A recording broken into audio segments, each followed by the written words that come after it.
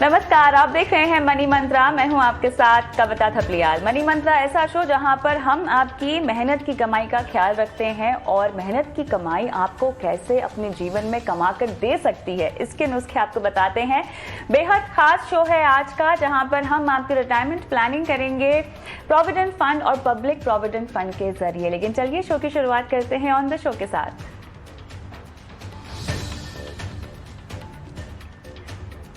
Retirement planning के दो सबसे अहम निवेश प्रोविडेंट फंड और पब्लिक प्रोविडेंट फंड। ईपीएफ और पीएफ में क्या फर्क है, कैसे होती है इनमें आपकी कमाई, बताएगा आपको मनी मंत्रा।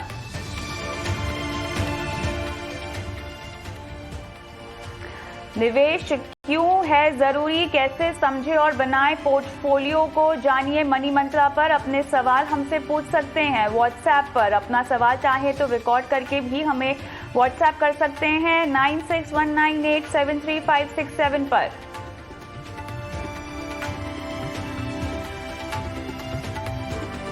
और म्यूचुअल फंड्स में एसआईपी के निवेश से कैसे होता है कमाल, कैसे लंबी अवधि में आप निवेश करके अगर एसआईपी का जरिया अपनाते हैं तो पा सकते हैं करोड़ों का लक्ष्य, बताएगा आपको मनी मंत्रा।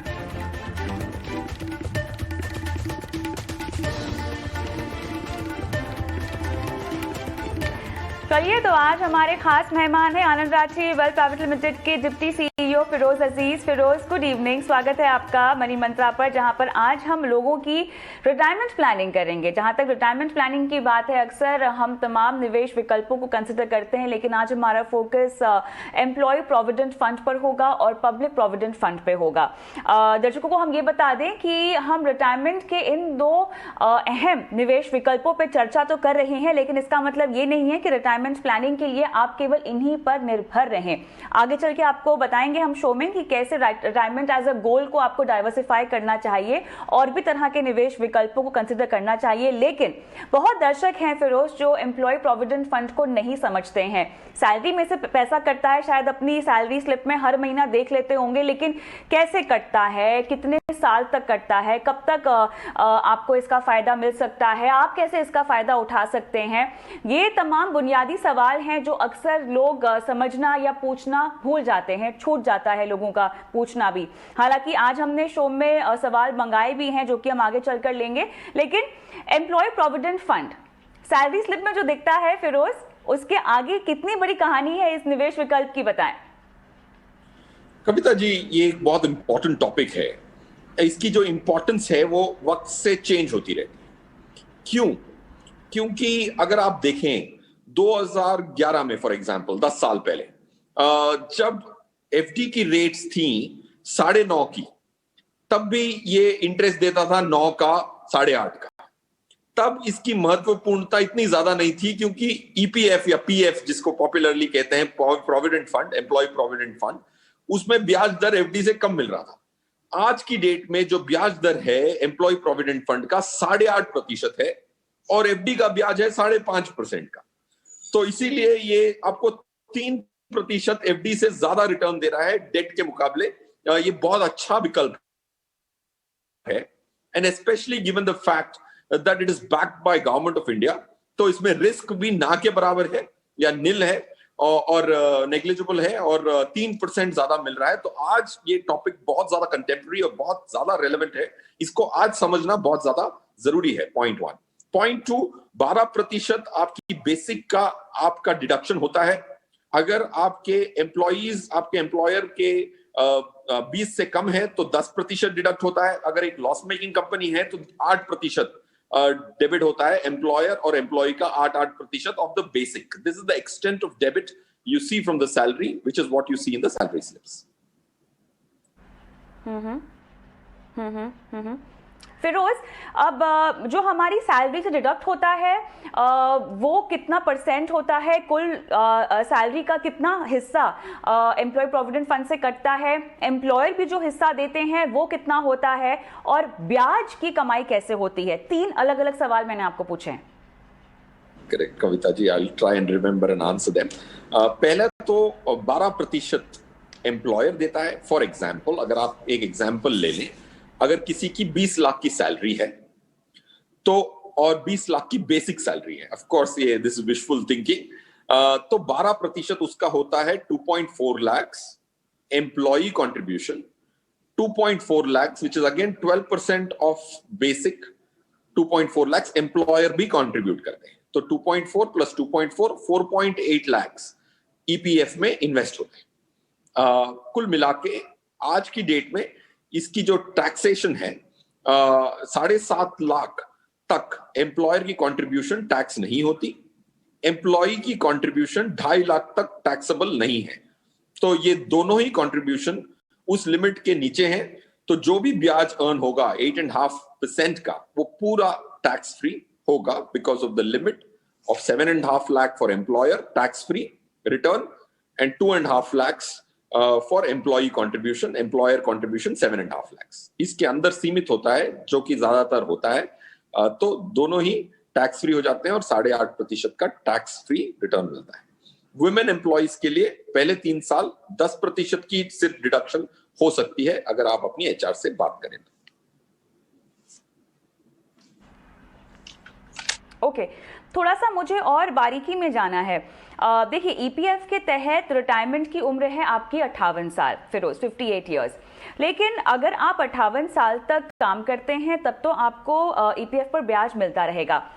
58 के बाद जब आप रिटायर होते हैं तभी क्या मुझे ब्याज मिलता रहेगा? और अगर मैं 58 से पहले रिटायर हो जाती हूं तो मुझे क्या ब्याज मिलना तुरंत बंद हो जाएगा? देखिए, 54 के बाद एक निवेशक या एम्प्लॉई 90% अपने टोटल एक्यूमुलेटेड कॉर्पस को विड्रॉ कर सकते हैं। पॉइंट 1। पॉइंट 2 रहा सवाल, रिटायरमेंट होने के बाद क्या मुझे ब्याज मिलेगा? द आंसर इज यस, ब्याज मिलेगा। क्या वो टैक्स फ्री होगा? द आंसर इज नो, वो टैक्स फ्री नहीं होगा। तो 8.5% जो टैक्स फ्री मिलता था 58 तक की उम्र के लिए, उम्र तक, और आपकी रिटायरमेंट की उम्र पार हो गई तो आपको अब टैक्स लगेगा 8.5% पे। अगर आप मैक्सिमम स्लैब में है 30% की, तो 5.5% पोस्ट टैक्स रिटर्न मिलेगी पोस्ट रिटायरमेंट।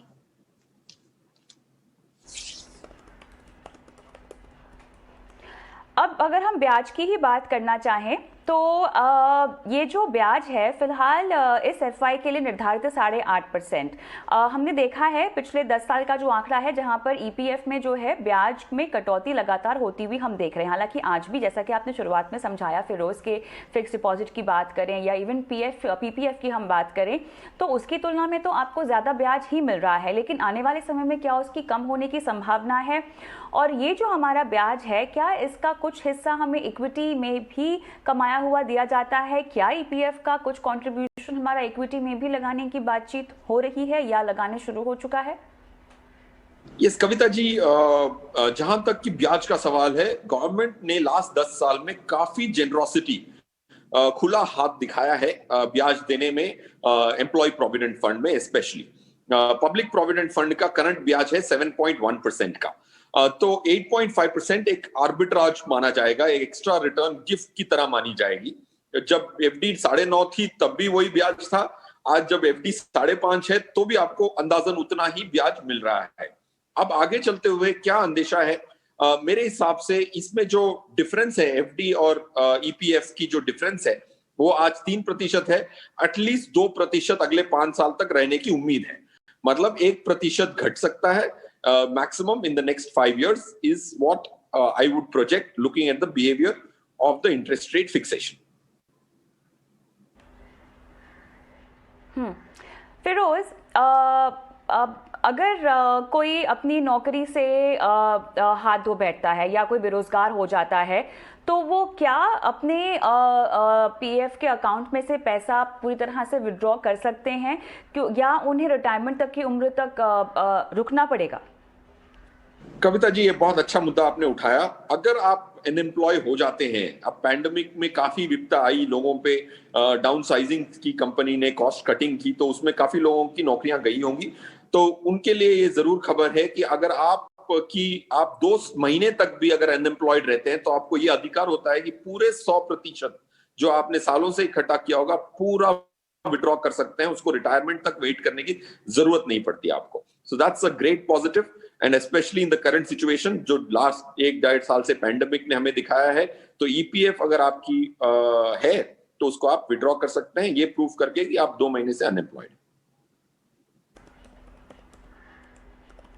बहुत सारे पहलू हैं ईपीएफ को लेकर जो मुझे आपसे समझने हैं, लेकिन उस बीच हमारे कुछ दर्शकों ने सवाल भी भेजे हैं ट्विटर पर, और मैं चाहती हूं कि उनको भी हम शो में शामिल करें, क्योंकि ये जो सवाल है कहीं ना कहीं ईपीएफ की हमारी चर्चा को आगे ही ले जाएंगे। फिरोज, राहुल मुलानी का सवाल ये है कि इनका जो पीएफ का खाता है, माफ कीजिएगा ये पीपीएफ पे सवाल पूछ रहे हैं जो हमारा अगला मुद्दा होने वाला है।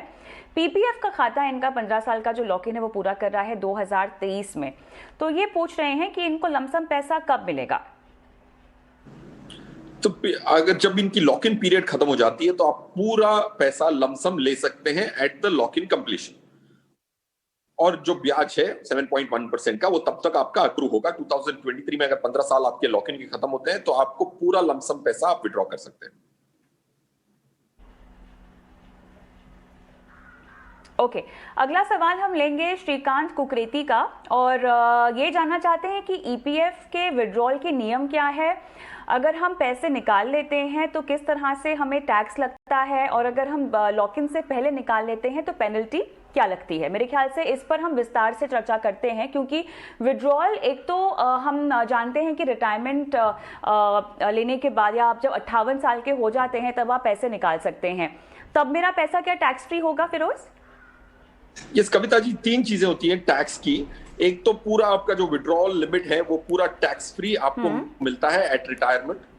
आपने उस पे टैक्स कैप इनकम टैक्स बचाया होगा जब पैसे डाले होंगे, क्योंकि सेक्शन 80C के तहत भी आता है। फिर उस पे जो ब्याज कमाया वो टैक्स फ्री, जब कैपिटल हाथ में आया तब भी टैक्स फ्री। तो एग्जेम्प्ट ट्रिपल ई कहते हैं इसको। तो इन्वेस्ट करते हुए टैक्स की रियायत, रिटर्न पे टैक्स नहीं लगता, और विड्रॉ करने पे भी कोई टैक्स नहीं लगता under the current conditions which is 100% withdrawable. Firoz, यहाँ पे क्या केवल मेरा ही कंट्रीब्यूशन टैक्स फ्री होगा या एम्प्लॉयर का कंट्रीब्यूशन भी टैक्स फ्री होगा? एम्प्लॉयर का कंट्रीब्यूशन भी टैक्स फ्री होगा, कैपिटल टैक्स फ्री होगी। अब रहा सवाल, जब रिटर्न होती है वो रिटर्न टैक्सेबल हो जाती है अगर वो लिमिट्स क्रॉस कर दी जाएं। 7.5 फॉर एम्प्लॉयर, 2.5 फॉर एम्प्लॉय। तो रिटर्न टैक्स फ्री नहीं रहती, specially after the last budget में ये लिमिट्स नियुक्त की गई थी। तो इसीलिए अगर आपकी कंट्रीब्यूशन उससे ज्यादा है तो पीएफ ईपीएफ की जो कंट्रीब्यूशन है उसको आप कम कर सकते हैं।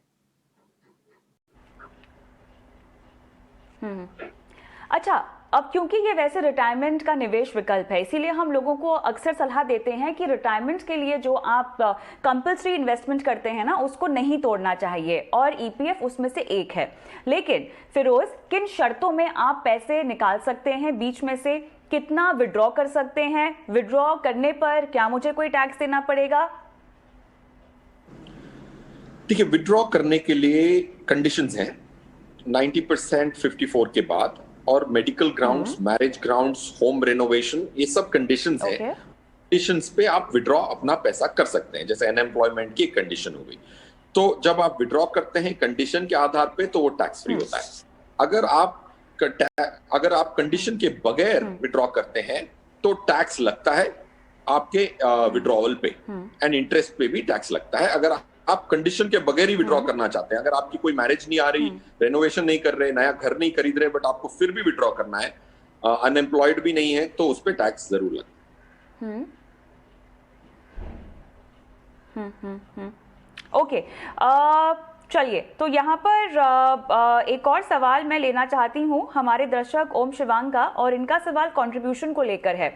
कर्मचारी का कंट्रीब्यूशन अगर 2,49,000 का है फिरोज, एम्प्लॉयर का कंट्रीब्यूशन लगभग 1,10,000 का है, तो टैक्स इम्प्लीकेशन के लिहाज से कितना टैक्स लगेगा, या पूरी तरह से ये पैसा टैक्स फ्री होगा, क्योंकि ये कहीं ना कहीं लिमिट जो कि बजट में तय हुई है उससे कम है? क्या कहेंगे आप? कविता जी, आपने सवाल का करेक्ट उत्तर दे दिया। लिमिट के नीचे है तो इनको बिल्कुल टैक्स नहीं लगेगी। 2.49 लाख 2.5 लाख के नीचे की लिमिट है, और एम्प्लॉयर की 1.1 लाख भी 7.5 लाख के नीचे की लिमिट है। एक ही चीज याद रखनी है कि वो जो लिमिट है वो सुपर एन्युइटी, एनपीएस और ईपीएफ तीनों की कंट्रीब्यूशन को मिला के 7.5 लाख है। तो ज्यादातर ईपीएफ की ही कंट्रीब्यूशन मानी जाती है, बट एनपीएस की भी अगर कंट्रीब्यूशन हो रही है स्पेशली इन गवर्नमेंट एम्प्लॉइज, तो सबकी मिला के 7.5 लाख की है, जो कि इसमें इस सवाल में क्रॉस नहीं हो रहा है, तो ये टैक्स फ्री होगा। अच्छा फिरोज, एक चीज जो मुझे समझनी है, जब एम्प्लॉयर की तरफ से हम पीएफ के कंट्रीब्यूशन की बात करते हैं तो कई सारे एम्प्लॉयर्स आपको एनपीएस का भी विकल्प देते हैं और सुपर एनुएशन फंड्स के भी विकल्प देते हैं। क्या वो सब मिलाकर उनका कंट्रीब्यूशन काउंट होता है?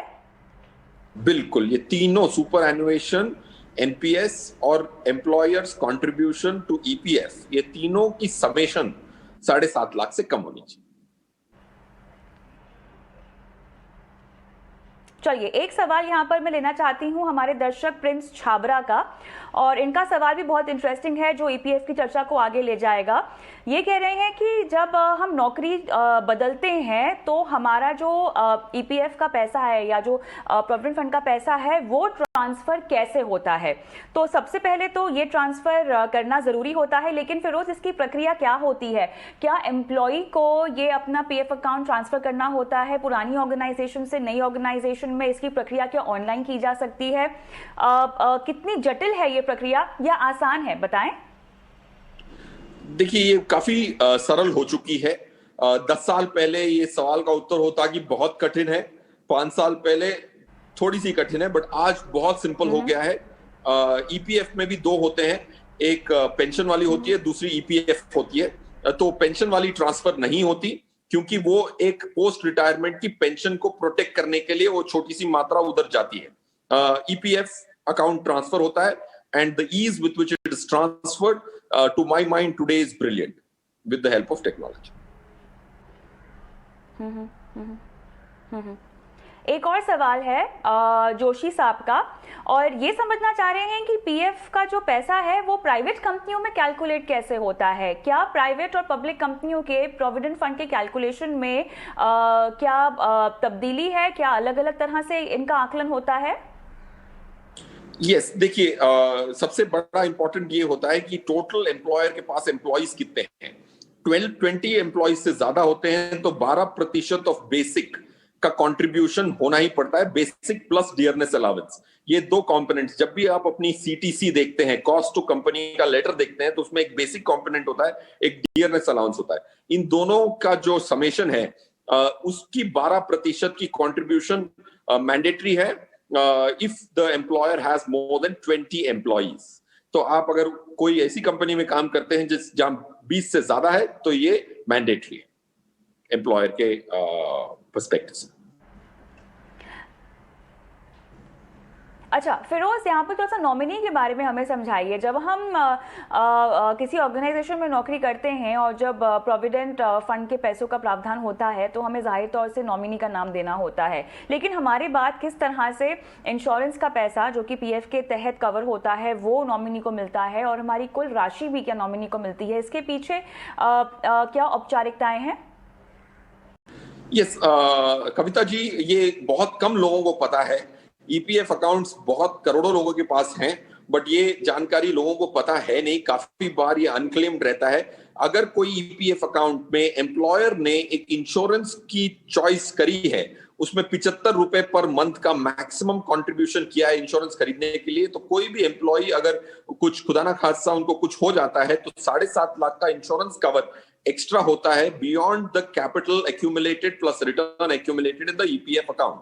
तो ये 7.5 लाख जो इंश्योरेंस कवर है वो नॉमिनी को मिलना चाहिए, उसको क्लेम करना पड़ता है। वो क्लेम करना याद रखना चाहिए और सबको ये पता जरूर होना चाहिए कि आपकी कंपनी ईपीएफ में जब आपकी कंट्रीब्यूशन करती है, अगर उसने ये 75 रुपए देने का एक्स्ट्रा देने का निर्णय किया है तो every employ is covered for 7.5 lakhs term cover in case of eventuality. तो ये पता करना अपने एम्प्लॉयर से बहुत ज्यादा जरूरी है कि क्या मेरे ईपीएफ में एक इंश्योरेंस की मात्रा है कि नहीं। अगर है तो आपने नॉमिनीज को जरूर बताएं कि 7.5 लाख की इंश्योरेंस अमाउंट आनी चाहिए आपको, आपका हक है, तो वो क्लेम जरूर करें अगर कुछ हो जाए। डिपेंडेंट क्लेम करने चाहिए। फिरोज, ये बताएं हमें अभी, क्योंकि हमें इन्वेस्टमेंट प्रूफ देने का समय लगभग आ ही चुका है। अब बहुत सारे लोग जो ये बात नहीं जानते हैं कि आप पीएफ का भी जो पैसा जो आपका कटता है उसे क्लेम किया जा सकता है, उस फिगर को कैसे काउंट किया जाए। एक तो वो कंट्रीब्यूशन जो आप देते हैं, और क्या वो कंट्रीब्यूशन भी काउंट करना होगा जो आपका एम्प्लॉयर देते हैं, और बाद में जाकर डिक्लेयर करना होगा उसको, मतलब उनको ऐड कर अमाउंट को डिक्लेयर करना पड़ेगा आपको? नहीं कविता जी, देखिए एम्प्लॉयर का जो कंट्रीब्यूशन है वो पूरा टैक्स फ्री जाता है, उसमें टैक्स की रियायत ऑलरेडी मिल चुकी होती है। एम्प्लॉय का जो कंट्रीब्यूशन है वो एटीसी के तहत काउंट कर सकते हो आप। फॉर एग्जाम्पल, अगर ₹1,00,000 एम्प्लॉयर ने कंट्रीब्यूट किया, उसको तो आपको टैक्स की रियायत मिली गई। दूसरा ₹1,00,000 आपने कंट्रीब्यूट किया, ये ₹1,00,000 अपने एटीसी में आप ऐड करें तो आपके पास सिर्फ अब 50,000 की लिमिट है, उसमें आप भले ईएलएसएस कर लें या कोई भी और टैक्स सेविंग इंस्ट्रूमेंट्स कर लें, तो सिर्फ एम्प्लॉय का कंट्रीब्यूशन काउंट होता है एटीसी में। To answer your pointed question. Alright, चलिए, तो एम्प्लॉय प्रोविडेंट फंड पे तो हमने तमाम बारीकियां समझ ली हैं, लेकिन अब इसका कंपैरिजन जरा पब्लिक प्रोविडेंट फंड से भी करते हैं। फिरोज, यहाँ पे साफ तौर से 1.5 लाख की छूट के तहत लोगों का काफी रुझान रहता है पब्लिक प्रोविडेंट फंड में निवेश का, लेकिन ये जो इन्वेस्टमेंट ऑप्शन है पीएफ से कितना अलग है, कितना बेहतर है? देखिए, actually PF, employ provident fund जिसका नाम पीएफ है, उससे ये पब्लिक प्रोविडेंट फंड कम अट्रैक्टिव है, क्योंकि फर्स्ट सबसे इंपॉर्टेंट चीज ये है कि 7.1% की सिर्फ इंटरेस्ट मिलती है, ईपीएफ में 8.5 की मिलती है। So point 1, PPF is a inferior product to EPF और PF as we call it. Point 1। Point 2 ये है कि ये भी एटीसी में काउंट होता है, तो इस पे भी आप टैक्स की रियायत ले सकते हैं। इसमें कोई मिनिमम अमाउंट की कंट्रीब्यूशन की मैंडेट नहीं है, ₹500 पर ईयर भी आप इन्वेस्ट कर सकते हैं, और 7.1% इंटरेस्ट आप गवर्नमेंट के माध्यम से जरूर कमा सकते हैं। अगर आप ये देखें कि गवर्नमेंट का जो 10 ईयर का जो आज रिटर्न है, यील्ड जिसको कहते हैं, वो 6.1 6.2% पे है, तो एटलीस्ट 1% आपको पीपीएफ में ज्यादा मिलता है लॉक इन देने की वजह से। ओके, अब मुझे ये बताएं कि आपके पास 15 साल का लॉक इन होता है पब्लिक प्रोविडेंट फंड में, लेकिन मैं इसका पार्शियल विड्रॉल क्या इसमें से कर सकती हूँ? यस, 5 साल बाद इसका पार्शियल विड्रॉवल आप जरूर कर सकते हैं, और क्लोजर भी कर सकते हैं, सिर्फ विड्रॉल नहीं। सर्कमस्टांसेस हैं, मेडिकल, होम, वो सब सर्कमस्टांसेस को लेते हुए 5 इयर्स की मिनिमम लॉक इन है। उसके बाद आप विड्रॉ या क्लोज भी जरूर कर सकते हैं पीपीएफ का अकाउंट। फिरोज, एक शख्स कितने पीपीएफ अकाउंट खोल सकता है? बहुत सारे लोग हैं जो अपने बच्चों के नाम पर भी इस खाते को खोलते हैं, तो ये किस तरह से डिक्लेयर होता है फिर? ठीक है, पीपीएफ अकाउंट हर इंडियन खोल सकता है, all individuals. EPF accounts, employ provident fund, सिर्फ फॉर्मल सेक्टर के जो एम्प्लॉयज हैं वो सिर्फ कर सकते हैं, गवर्नमेंट एम्प्लॉय कर सकते हैं, इनफॉर्मल सेक्टर वाले पीपीएफ कर सकते हैं। तो आप पीपीएफ अकाउंट आपके पूरे परिवारों के जो भी सदस्य हैं सबके नाम पे एक एक पीपीएफ अकाउंट आप जरूर खोल सकते हैं, और इसमें एक मैक्सिमम लिमिट है ₹1.5 लाख पर ईयर की, क्योंकि ब्याज थोड़ा एक्स्ट्रा मिलता है, तो इसीलिए एक लिमिट लगा दी गई है कि 1.5 लाख से ज्यादा एक इंसान नहीं लगा सकता। तो जाहिर सी बात है, अगर आपके परिवार में 4 लोग हैं तो आप ₹6 लाख साल, एवरी फाइनेंशियल ईयर के आप ₹6 लाख पीपीएफ में मैक्सिमम इन्वेस्ट कर सकते हैं, और मिनिमम ₹500 पर ईयर इंटू 4, 2,000 से लेके 6 लाख एक परिवार ऑफ 4 कैन इन्वेस्ट। ऑलराइट, तो मेरे ख्याल से पब्लिक प्रोविडेंट फंड और एम्प्लॉय प्रोविडेंट फंड एक ऐसा निवेश का विकल्प है जहां पर आपको न सिर्फ निवेश करते वक्त टैक्स में छूट मिलती है, बल्कि एग्जेम्प्ट अगर आप इसमें निवेश करते हैं तो आपको निकासी पर भी कोई टैक्स नहीं लगेगा। लेकिन बहुत ज़रूरी है समझाना दर्शकों को, फिरोज, कि ये जो विकल्प है ये डेट निवेश में गिने जाते हैं, और क्योंकि रिटायरमेंट में आपके पास अगर समय है तो आप इक्विटी जैसे एसेट क्लास का इस्तेमाल करना ना भूलें, जो आपके लिए ज्यादा मुनाफे वाला हो सकता है। फिरोज जी, आपने एक बहुत इंपॉर्टेंट प्रश्न पूछा था जो मैंने जवाब देना भूल गया मैं। ईपीएफ जो है, एम्प्लॉय ईपीएफओ, आज की डेट में इक्विटी में भी इन्वेस्ट कर रही है। आप देखेंगे कि 1.5 से 2.25 लाख करोड़ म्यूचुअल फंड के ईटीएफ्स में लगाया गया है एसबीआई और यूटीआई के ईपीएफओ के माध्यम से। इसीलिए ये 8.5% की जो रिटर्न आपको जो वादा मिल रहा है उस आधार पे मिल रहा है, क्योंकि ईपीएफओ ने इक्विटी में इन्वेस्ट करना चालू कर दिया है। सो पॉइंट 1, जो इक्विटी की जो रिस्क है वो आपकी नहीं होती, इसीलिए 8.5% आपको फिक्स्ड मिल रहा है। And that's because EPFO has taken a brilliant decision of investing more than 1.5 lakh crores in equity. Point 1. Point 2, क्योंकि इसमें सिर्फ 8.5% का रिटर्न मिलता है, जो इन्वेस्टर है या एम्प्लॉई है उसके लिए तो ये डेट ही माना जाएगा, एक अट्रैक्टिव डेट इंस्ट्रूमेंट माना जाएगा विद एक्स्ट्रा रिटर्न। तो ये इक्विटी के मुकाबले ये हार जाएगा 10 साल के निवेश पीरियड्स के लिए। तो आपको अपने रिटायरमेंट की प्लानिंग इक्विटी के सहारे के बगैर करना मेरे हिसाब से नामुमकिन है। तो इसीलिए उसके प्रोपोर्शंस पे तवज्जो दें और एसआईपी यूज करें। इक्विटीज की जो लास्ट 10 इयर्स की रिटर्न देखी गई है वो पीपीएफ से और ईपीएफ से 2-2.5 गुना ज्यादा है in terms of percentage. In terms of amount 4 गुना ज्यादा है। अगर आपने 100 रुपए लगाए होते ईपीएफ में, तो अगर वो 200 रुपए हो चुके होते, इक्विटी में 100 रुपए 400 रुपए हो चुके हैं। तो ये जो एक्स्ट्रा रिटर्न है इक्विटी की, उसका फायदा लेना रिटायरमेंट में बहुत इंपॉर्टेंट है। Please do your SIPs and keep your proportions balanced between these two debt and equity instruments for retirement.